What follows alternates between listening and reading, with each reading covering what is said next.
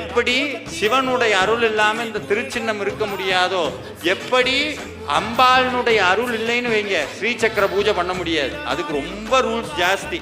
ஸ்ரீசக்கரம் பண்ணணும்னா அம்பாளுடைய அருள் வேணும். அதே மாதிரி வைணவத்துல சாலிகிராமம்னு ஒன்று உண்டு. சாலிகிராம பூஜை பண்ணணும்னா பெருமானுடைய உத்தரவு வேணும், இது பண்ணணும். இதெல்லாம் எப்படி சாஸ்வதமோ அதை விட 100 மடங்கு அதிக பலன் தரக்கூடியது வேல் பூஜை. முருகனுடைய அருள் இல்லாமல் ஒருத்தருடைய வீட்டிலே வேல் தங்காது, வேல் வராது, வேல் வராது. அது ஆயுதம் அல்ல. நிறைய பேர் நினைச்சுக்கிறேன் அது ஆயுதம் அப்படின்னு. ஆயுதம்னா கொல்லணும், கொன்னாதான் அதுக்கு பேர் ஆயுதம். சூரபத்மன் மேல முருகப்பெருமான் என்ன பண்ணார்?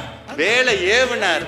வேல் உள்ள போனோன்னு அவன் என்னவா மாறினா சார்? அது வரைக்கும் ஊரே மோசமா பேசின சூரபத்மன் வேல் உடம்புக்குள்ள போன அடுத்த நிமிஷம் ஊரே கும்பிடுற சாமியை தூக்குற மயிலாக மாறினான். எப்போ வேலும் வேல் மாறலும் ஒருத்தருடைய வாழ்க்கைக்குள் போகுதோ அப்பொழுதே முன்கதை எவ்வளவு நாற்றமடிக்க கூடியதாக இருந்தாலும் முருகப்பெருமான் அந்த கதையை கிழித்து தூர வீசி விட்டு புது கதையை தொடங்குவார், தலையெழுத்தை மாற்றுவார்.